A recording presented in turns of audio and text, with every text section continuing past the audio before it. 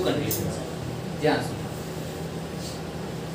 कोई भी दो चाहते हो वो कॉन्ग्रुएंस हो, उसके लिए दो चीज ढूंढना, सेम शेप होना चाहिए वो और सेम साइज होना चाहिए, ये दो चीज important. Yes, shape and size, ठीक है, same shape and same size. अगर कोई भी दो शेप मतलब जो फिगर है, फिगर जो दो फिगर हैं उनकी सेम शेप है, वो सेम दिखने में है, ओके, और साइज भी उनका सेम है, इट मींस वो दोनों कॉन्ग्रुएंस हैं। कॉन्ग्रुएंस थोड़ा सा फर्क है प्रोनाउंस में, एक होता है कॉन्ग्रुएंस, एक होता है कॉन्ग्रुएंट, ठीक है। सेम ही रूल भी होते हैं, रूल भी होते हैं। आऊंगा वहां पे, रूल्स पे आऊंगा, मैं रूल्स पे आऊंगा, पहले इसको समझो। हां सर पता कैसे लगाएंगे? हां आएंगे उस चीज समझ में बताता हूं, मैंने रूल बता दिया, कंडीशन बता दिया, सेम शेप होना चाहिए उसका और साइज। चलो ठीक है, देखो मैंने एक ट्रायंगल बनाया और एक मैंने सर्कल बनाया, ठीक है ना। इसका रेडियस मैंने लेट्स से तुम्हें बता दिया, लेट्स से इसका रेडियस जो है ना वो 2 सेंटीमीटर है। मैं इसके साइड्स भी जरा बता देता हूं, ये 6 है और ये 5 है और ये 7 है। अब मैं आपसे बोलता हूं क्या ये दोनों जो फिगर है क्या ये कॉन्ग्रुएंट है? कॉन्ग्रुएंट आप बोलोगे नहीं, क्योंकि कंडीशन मैंने आपको क्या बताया, शेप जो है सेम होना चाहिए, शेप भी तो अलग हो गया, साइज भी तो बात की बात है, दोनों चीजें होनी जरूरी है, दोनों ही चीज। भाई ये एक ट्रायंगल है, ये एक सर्कल है, तो ये दोनों कॉन्ग्रुएंट नहीं होगा। भाई अब मैंने एक सर्कल बनाया, इसका जो रेडियस है वो है लेट्स से 4 सेंटीमीटर। अब क्या ये सर्कल और ये सर्कल कॉन्ग्रुएंट होगा? पहला कंडीशन हम देखेंगे शेप, क्या सेम शेप है? हाँ सर्कल है, दोनों ही सर्कल है ना, तो शेप क्या है इनका? सेम है। दूसरा कंडीशन है साइज, साइज ये छोटा है ये बड़ा है, तो ये कॉन्ग्रुएंट नहीं है। 10th में बताऊंगा एक वर्ड आता है सिमिलर, तो मैं बोलूंगा ये दोनों सिमिलर है। सिमिलर क्यों? मतलब सिमिलर है क्योंकि दोनों सेम है, जिसके शेप सेम होते हैं ना वो सिमिलर कहलाते हैं। साइज अलग हो कोई बात नहीं, साइज सेम हो तो भी सिमिलर ही रहेगा, लेकिन वो 10th का कॉन्सेप्ट है, बातें पढ़े। अभी हम क्या पढ़ रहे हैं? कॉन्ग्रुएंट, कॉन्ग्रुएंस, कॉन्ग्रुएंट, ठीक है, दोनों वो सेम ही बात है और समझना है चीजों को। दूसरा कंडीशन क्या है? साइज, साइज भी सेम होना चाहिए। आप समझो, मैंने यहाँ एक ट्रायंगल लिया, ठीक है, ये दोनों आपस में कॉन्ग्रुएंट है या नहीं? बोलो क्योंकि दोनों ही ट्रायंगल है और साइड्स भी दोनों की क्या है? ये 6 है, ये 6 है, जैसे यहाँ से 6 गया तो यहाँ 5 गया, ऐसे देखो यहाँ से 6 गया और 5 गया, और नीचे की तरफ क्या आया? 7, यहाँ नीचे की तरफ आया 7। तो साइज कॉरस्पॉन्डिंग भी सेम हो गए, कॉरस्पॉन्डिंग पार्ट सेम हो गए, तो ये दोनों क्या होंगे? कॉन्ग्रुएंट होंगे। सर अगर ये अलग-अलग होते मतलब 7 इससे 5 तो नहीं हो पाएगा, क्योंकि कॉरस्पॉन्डिंग होना जरूरी है, ठीक है। एग्जैक्टली से हाँ हाँ, अब मैं बताता हूँ, जब आप पासपोर्ट साइज फोटो खिंचवाते हो स्कूल में देने के लिए, वो बोलता एक एक तो नहीं खींचता होगा, वो एक साथ बहुत सारा निकालता है, जो फोटो निकल के आता है कॉन्ग्रुएंट फोटोज होते हैं, वो क्या होते हैं? कॉन्ग्रुएंट। रियल लाइफ में यूज ये है, ये कॉन्ग्रुएंट का यूज हुआ, सेम शेप और सेम साइज, है ना। 50 रुपए की 10 रुपए की आपके पास जो कॉइंस होते हैं 1 रुपीस वाली जो न्यू वाली आई है, सेम शेप सेम साइज होती है, ऐसा नहीं कोई बड़ा निकल के क्या हो आपको, नहीं, सेम शेप सेम साइज। आ रहा समझ में? वो हमेशा सेम है। एक बैंक का डेबिट कार्ड ले लो, same shape same size, credit card ले लो, सेम शेप सेम साइज होगा। ये एक ही बैंक वाले ने एक को बड़ा निकाला एक छोटा निकाला, ऐसा तो नहीं करता है कि आपको छोटा दे दिया डेबिट कार्ड, मुझे बड़ा दे दिया डेबिट कार्ड या क्रेडिट कार्ड, ऐसा तो नहीं है ना। सब जिसको मिलेगा सबको सेम मिलेगा। एक बैंक का अपने बैंक का सबका अलग अलग हो सकता है, लेकिन एक बैंक से अलग अलग नहीं हो सकता। आ रहा समझ में? कॉन्ग्रुएंस का ये आपका एक वो कॉन्ग्रुएंट वाली चीजों का एग्जांपल याद रहेगा।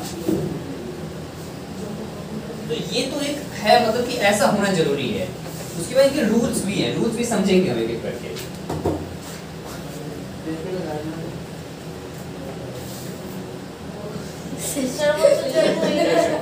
सबका जो शेप है वो सेम है, करेक्ट है, लेकिन साइज तो सब डिफरेंट दिख रहा है। किसी का सेम ही दिख रहा है साइज, फर्स्ट एंड फोर्थ दिख रहा है ना, यहाँ पे 4, यहाँ पे 4, यहाँ 4, यहाँ पे चारों के 4 यूनिट्स हैं, यहाँ भी चारों 4 यूनिट है। मतलब ये दोनों आपस में क्या है? कॉन्ग्रुएंट। ये दोनों क्या है? कॉन्ग्रुएंट है। मतलब बोल सकते हैं ये दो फिगर क्या है? कॉन्ग्रुएंट है। तो कॉन्ग्रुएंट का मतलब समझ गए? अच्छे से आ गया समझ में? कोई कॉन्ग्रुएंट कब होगा? ये बात है इसमें। सर जब एग्जैक्टली सेम, कोई भी डिफरेंस। हाँ, कोई भी डिफरेंस ना हो। एंगल्स भी इंपॉर्टेंट है, आएंगे उस पर भी। ठीक है? इतनी बात समझ में आ गई अच्छे से? क्लियर है? ठीक है, आगे चलते हैं। क्या है? Okay, two triangles are congruent. Two triangles are congruent if the sides and the angles of one triangle is equal to the corresponding sides and angle of the triangle. एक काम करो, लिखो। और सर कौन से दो, पेज पे? मैं जो कह रहा हूँ वो लिखना। दो ट्रायंगल्स को कॉन्ग्रुएंट होने का कंडीशन क्या है उसको लिखो। मुझे आप दे दीजिए। आप पहले लिख दो दो ट्रायंगल्स कॉन्ग्रुएंट होने का कंडीशन क्या है, मतलब कि मतलब क्या स्टेटमेंट क्या है? स्टेटमेंट क्या है? कैसे पता लिखते दो ट्रायंगल कॉन्ग्रुएंट होगा? तो लिखो टू ट्रायंगल्स, चलो लिखो two triangles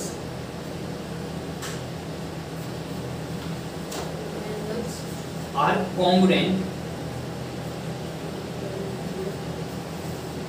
two triangles are congruent if the sides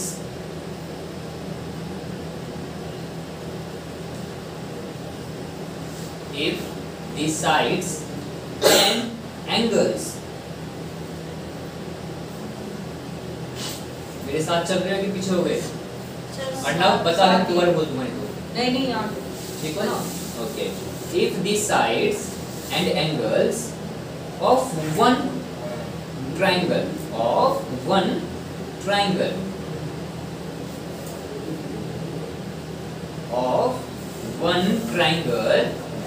are equal to the corresponding, सब कोरस्पोंडिंग क्यों? समझाऊंगा, पहले स्टेटमेंट लिख तो ले दो, समझाऊंगा। टू दी corresponding हो गया sides and angles of the other triangles।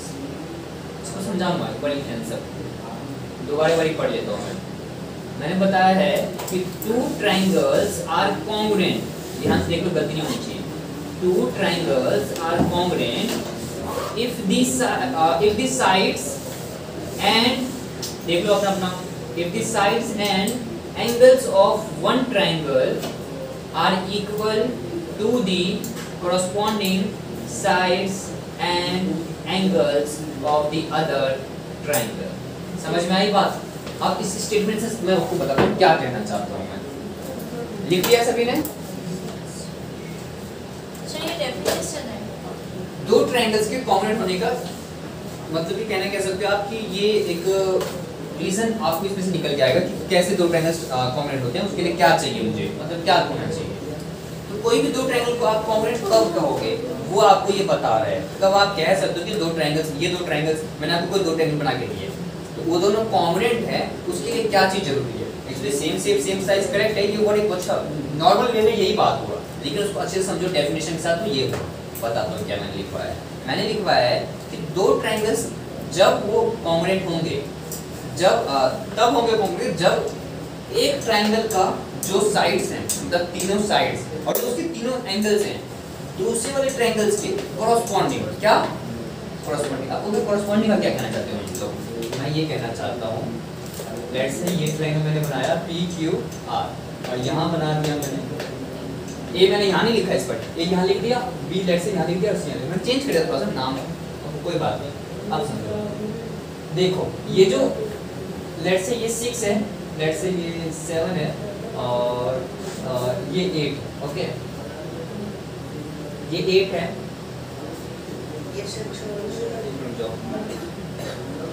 ये 7 है और ये 6 है। उसको 6 कर दो। रुको कर रहा हूँ। 7 है ये 6 हो गया, ये 8 हो गया। ओके, और एंगल्स की बात कर लेते हैं। लेट्स से ये है 60 डिग्री, ठीक है।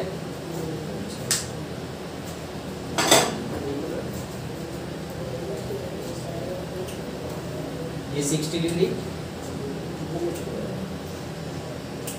ये 70 है,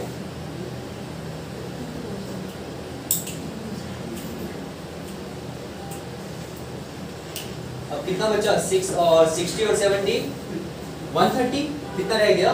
50 रह गया ना? हाँ 50, ओके 50 यहाँ ले लेते हैं, रिमेनिंग ये तो रह गया ना।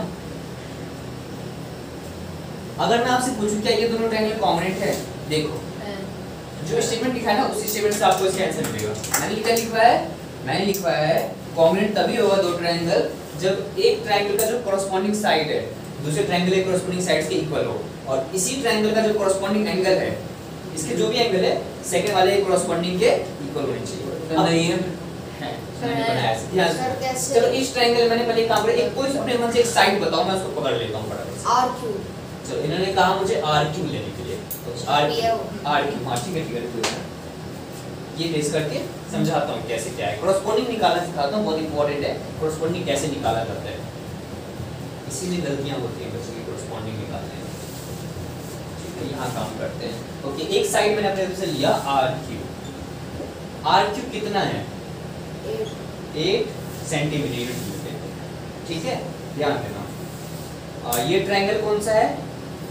PR और Q, ये ट्रायंगल PRQ, या RQP ले लेते हैं, चलो ठीक है, क्योंकि RQ से स्टार्ट किया हमने, है ना। और इधर ट्रायंगल लेंगे हम बाद में भी सोचते हैं, अभी जज नहीं करते। ओके ध्यान देना RQP, मैंने ये ट्रायंगल लिया है तो RQ साइड कितना लिख लिया। अब एक काम करते हैं Q से P वाला लिखते हैं, क्योंकि देखो एक सीरीज की तरह चलेंगे। RQ लिख लिया ना, अब QP लिखते हैं। QP कितना है बताओ? 6।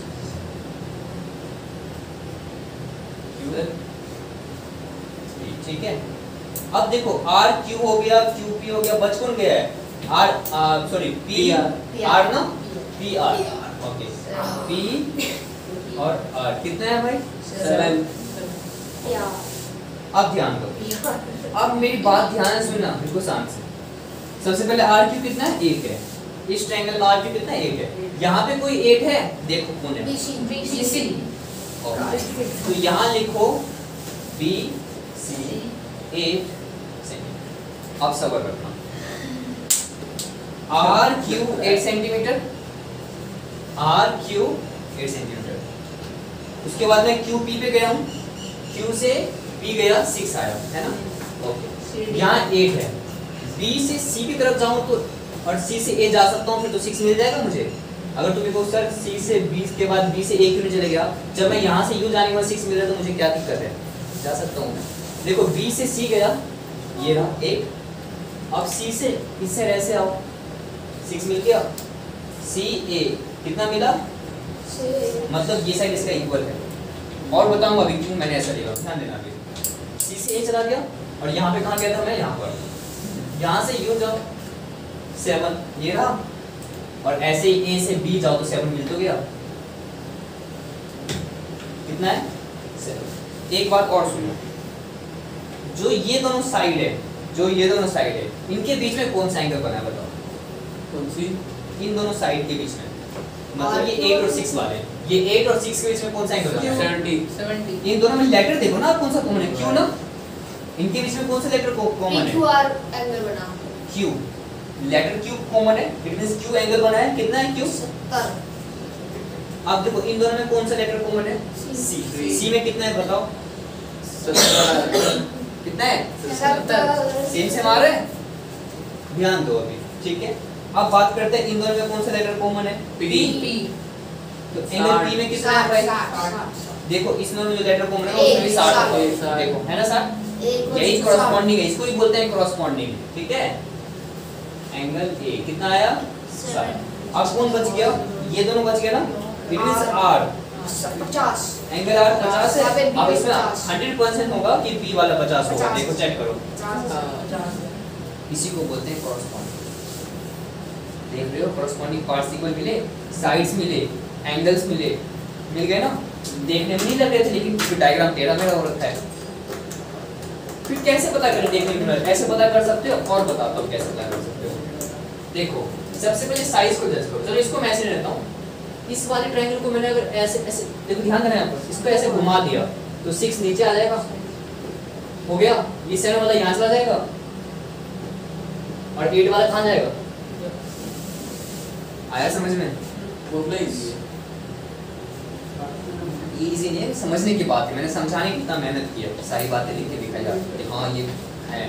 अब जो रूल्स पे आएंगे, रूल्स है कॉन्ग्रुएंट करने के रूल, तो वो जल्दी हो जाएगा। लेकिन मैं पहले समझाना चाहूँगा आपको कि कैसे क्या होता है। कोई भी दो ट्रायंगल तभी कॉन्ग्रुएंट है जब उनकी करस्पॉन्डिंग साइड्स और एंगल्स इक्वल हैं, अदरवाइज वो कॉन्ग्रुएंट नहीं है। तो सच में क्या इतना सारा मेहनत करना पड़ेगा हमें कॉन्ग्रुएंट दिखाने के लिए? एक्चुअली में ऐसा नहीं है, बहुत ही सस्ते में काम निकलेगा। लेकिन उसके लिए पहले समझना जरूरी है कि कॉन्ग्रुएंट होने का रूल क्या है। मतलब रूल तो कम है, मतलब कॉन्ग्रुएंट की कंडीशन क्या है? कंडीशन ये है, सेम साइज होना जरूरी है, लेकिन मेन बात यही है। एक्चुअली सेम साइज का यहाँ पे पता नहीं चल रहा था आप लोग, कंफ्यूजन में थे ना। तो वो कैसे पता चलेगा? साइज का मतलब ये है कि उसके अंदर एंगल जो बना वो भी हमारे लिए इंपॉर्टेंट है, और जो साइड है वो भी हमारे लिए इंपॉर्टेंट है। साइज वाले कंडीशन में सेम तो यार देखिए ट्रायंगल है, लेकिन साइज वाले मैटर में ट्रायंगल में क्या करना पड़ेगा? साइड के वो भी सम भी सेम आ जाए। क्या चीज? सम भी सेम आ जाए। अब वो एक अलग चीज होना उसको। एंगल्स देख, यहाँ 70 बन रहा है, वहाँ 70 बन रहा है, तो हमें सेम नहीं लग रहा था। लेकिन अगर हमने डीप में देखा तो हाँ है, ये दोनों कॉन्ग्रुएंट ट्रायंगल है, ठीक है। कॉरस्पॉन्डिंग पार्ट्स पे ध्यान देने पड़ेंगे। कॉरस्पॉन्डिंग पार्ट्स मीन साइज भी, सॉरी साइड और एंगल, साइड और एंगल, तो ही आप कहोगे दोनों ट्रायंगल्स क्या है? कॉन्ग्रुएंट है। अब आप अपने स्टेटमेंट पढ़ो, आपको समझ में आएगा। रीड करो। Two triangles are congruent if, जो ये वर्ड लिखा है ना इफ, अब बताएगा तुम्हें क्यों, कैसे होगा, मतलब कैसे होगा। The sides and the angles of one triangle, the sides and the angles of one triangle to the corresponding sides and angles of the other triangles are equal, तो ही होगा ये ट्रायंगल्स क्या? कॉन्ग्रुएंट, अदरवाइज नहीं होगा। अगर एक भी side corresponding और एक भी एंगल्स अगर नहीं होते ना तो नहीं हो पाते। समझ में आ रही थी बात?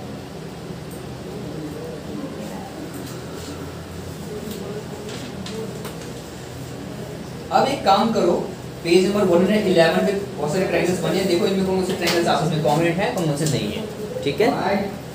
सर इसमें एंगल से बताइए। ओके, हमने ये बात देखा कि दोनों ट्रायंगल्स क्या है? कॉन्ग्रुएंट है। इस बात को कैसे मेंशन करते हैं ध्यान देना। हम लिखेंगे ट्रायंगल, और एक बात ध्यान रखना, क्रॉस ट्रायंगल जब कॉन्ग्रुएंट लिखने वाला हूं ना मैं, उसमें एक बात नोटिस करवाऊंगा, तुम्हें ध्यान देना। सर जो वेव होती है कॉरस्पॉन्डिंग को ध्यान रखना होता है, ठीक है ना। देखो जो ये Q वाला एंगल है वो किसके इक्वल है? यहाँ ध्यान देना, Q वाला एंगल किसके इक्वल है? यहाँ पर C के ना। B वाला किसके इक्वल है? और R वाला B। देखो अगर लेट्स से मैं ये नाम लिखा ट्रायंगल RQP, कॉन्ग्रुएंट का साइन कैसा होता है बताता हूँ। देखो ये क्या है? इक्वल है। जब आप इसके ऊपर इस तरह से बनाते हो ना, पूरा ऐसे करके, ये होता है कॉन्ग्रुएंट। ये पूरा क्या कहलाएगा? कॉन्ग्रुएंट। तो मैंने क्या किया, यहाँ कॉन्ग्रुएंट का साइन डाला। अब यहाँ ट्रायंगल लिखूंगा ये वाला, ठीक है। कैसे लिखूंगा? लेकिन याद रखना, आर वाला एंगल किसके इक्वल था बताओ? P। तो आप पहले लिखोगे P। हाँ, Q वाला किसके था? C। तो C P, और P वाला किसके था भाई? ये बात ध्यान रखना, ट्रायंगल्स का नेम कॉन्ग्रुएंट के टाइम पे, इस टाइम पे आपको वैसे ही लिखना है जो करस्पॉन्डिंग हो इक्वल। ऐसा क्यों होता है? तो इससे पता चलता है हमें नाम कैसे नीचे लिखेंगे, नीचे कॉन्ग्रुएंट के साथ जब साइन नहीं आया समझ में, पहले यहाँ से आप नाम लिखो, कोई बात नहीं। इसका कैसे लिखो तुम्हारी मर्जी है। अगली बार लिखने के लिए यहाँ पे देखो कौन सा किसके इक्वल है। जैसे मैंने ये नाम लिखा, R किसके इक्वल है? Angle R C। तो पहले नहीं, एंगल R तो C है, B के ना, तो पहले B। Q किसके इक्वल है? C। तो C लिखो।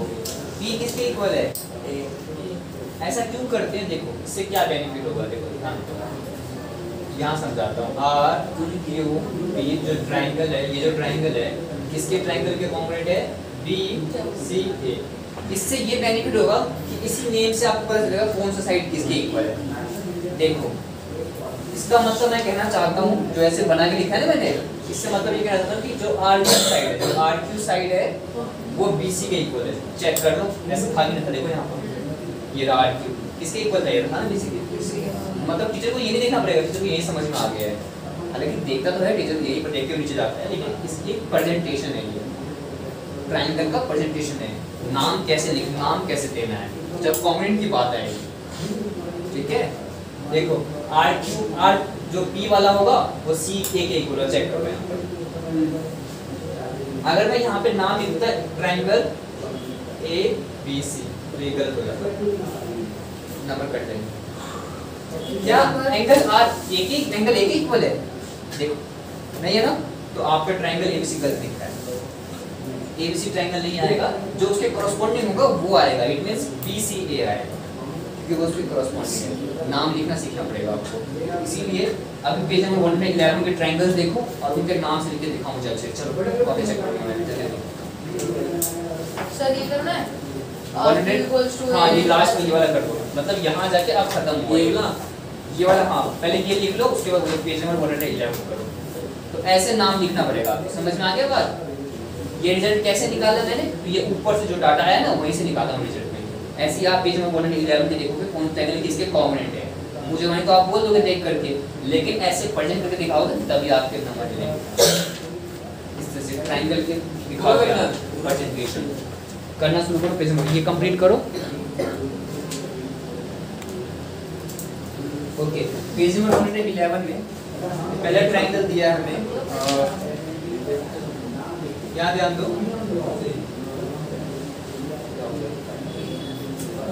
सॉरी यहाँ बी बना हुआ है, बी ए एन सी, ठीक है। अब ध्यान देना यहाँ पे क्या हुआ है, इस तरह से 3 ऐसे बने हुए है ना, ठीक है। मतलब यहाँ पे 2 है, समझाता हूँ तुमको, तो यहाँ पे 1। साइड्स देखते हैं ध्यान से, ये 4 सेंटीमीटर है, ये वाला कितना है 5 है, और यहाँ पे कितना 4.5 सेंटीमीटर है। यहाँ ध्यान दो ये, ओके। एक ट्रायंगल है P Q R, P Q R, एक ये ट्रायंगल है। यहाँ पे आपके 3 1 2 3 बने हुए हैं, और यहाँ पे 2 है, और यहाँ पे 1 है। ओके ये आपका ट्रायंगल दिया हुआ है 4.5 सेंटीमीटर दिया हुआ है पी क्यू, ये कितना है 4.5 सेंटीमीटर।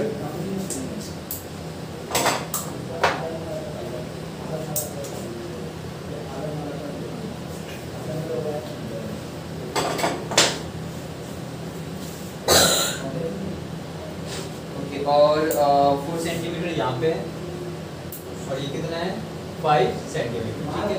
ये हो गया। अब हम समझते हैं कि क्या ये 2 ट्रायंगल्स कॉन्ग्रुएंट है या नहीं है, कैसे पता करेंगे, ध्यान से।